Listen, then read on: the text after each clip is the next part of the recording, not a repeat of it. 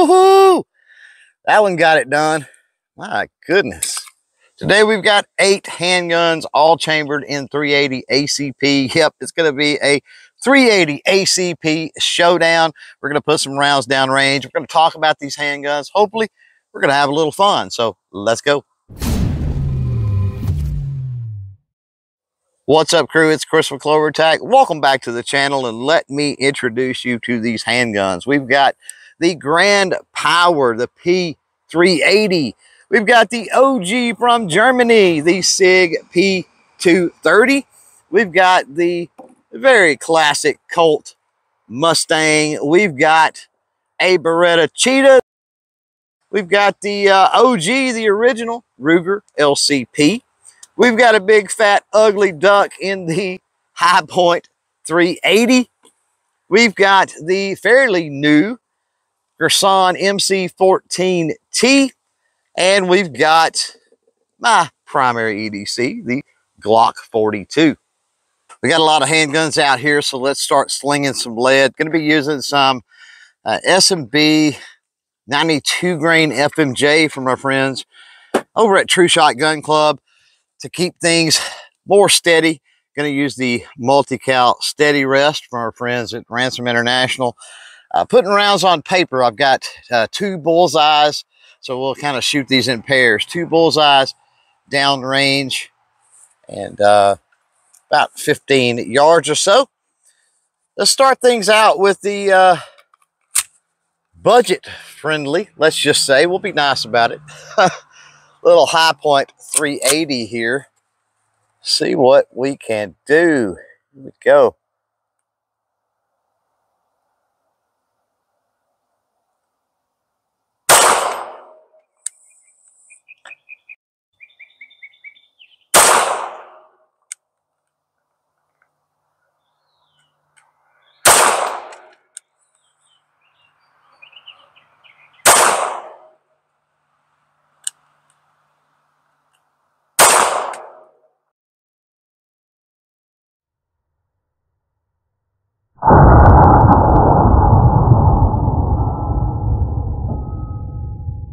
Not the tightest group there, but for 15 yards and for a High Point, I'm going to say not bad. Next up here, we're going to go with another budget-friendly one in the little Ruger LCP. This one double action only, and much shorter barrel than everything probably except that Colt Mustang. So going to be interesting to see what kind of groups we can lay down on this. Here we go.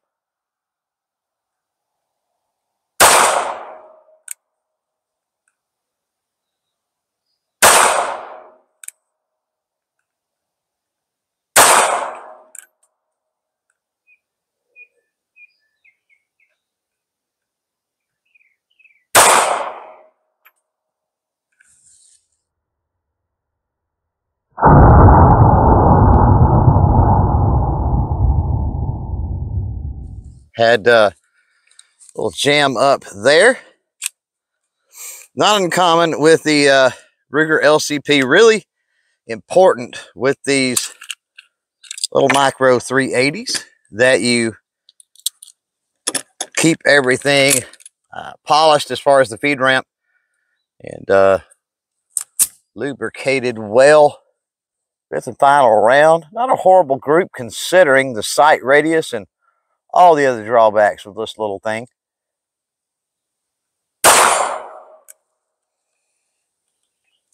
Yeah, not a bad group at all.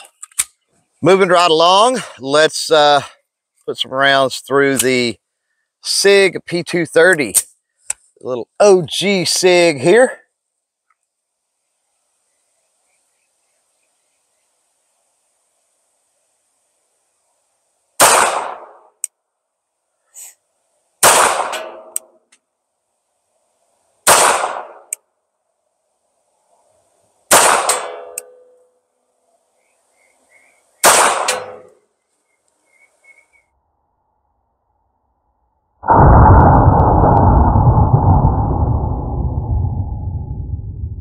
That was interesting. Group, not terrible for 15 yards, but definitely high with that S&B ammo. Keeping it OG. Now let's try the little Colt Mustang.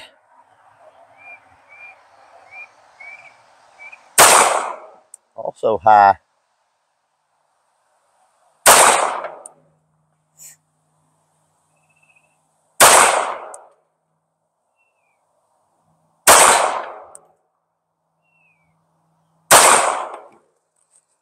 That.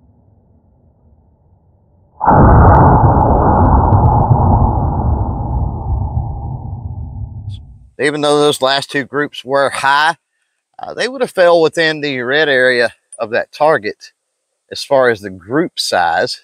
Now let's go with my primary EDC here. This is the Glock 42.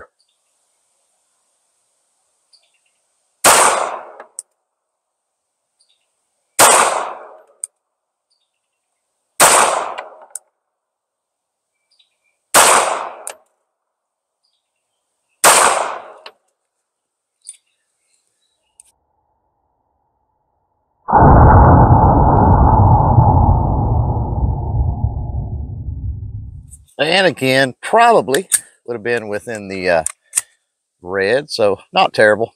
Now we got the Beretta 84. This is my secondary EDC. A little longer barrel than what we've shot previously. Should do a little better as far as accuracy goes.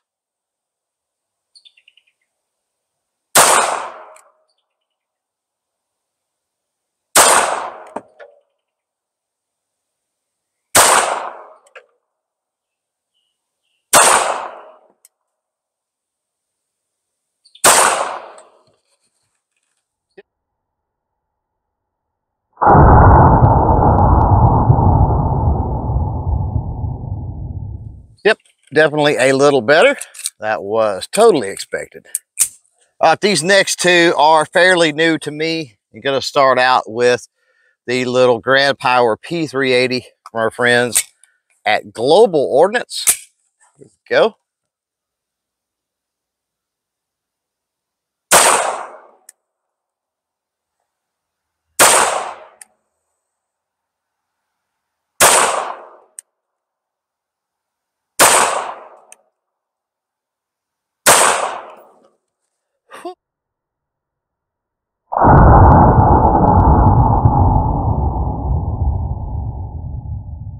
Woohoo! That one got it done. My goodness. And now we've got the Gerson MC14T, the tip-up barrel from our friends over at EAA. Going to shoot all these in single action, so we'll pull that hammer back. Here we go.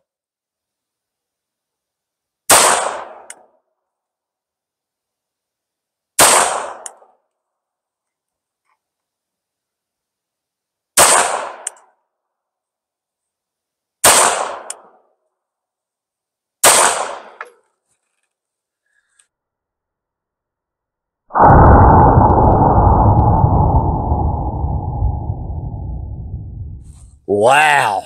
Now, if you watched the video, previous video on this MC14T, I have teased and threatened that this will replace, I should say, that Beretta 84 in the EDC lineup.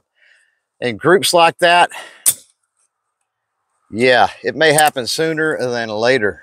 Now let's go through these handguns, go over a few of my likes and dislikes. With the High Point, a like is the budget option. You hear that a lot with High Point. I've had this one for a long time. It's been reliable, has thousands and thousands of rounds to it. As far as a dislike, your standard, big, bulky, ugly High Point, it is what it is. And with the Glock 42, again, this is my primary EDC. As far as likes, I really like the familiarization with the handling, with the feel, with the sight profile, because it is a Glock. Now, as far as a dislike, it's got to be that trigger. And I've done a little bit of work on this trigger, but still, compared to a single action hammer-fired handgun, it is still horrible. Now the Ruger LCP, it's very tiny, and that is a perk.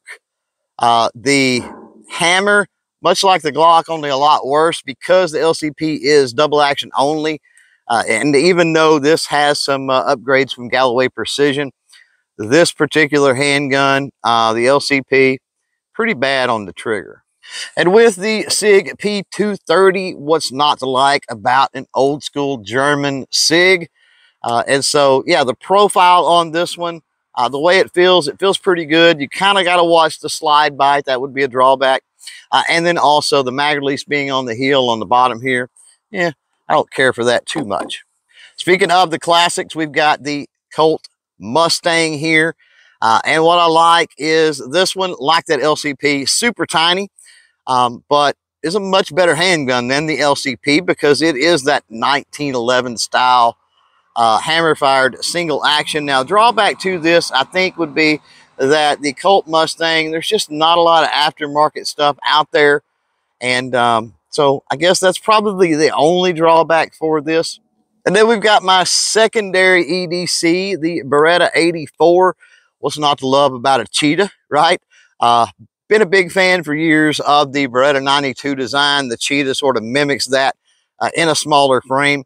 One of the things that I don't like about this is for the size, for the weight, this thing is really snappy with the recoil. Now that could be mitigated or potentially overcome by some spring upgrades or something like that. I don't know.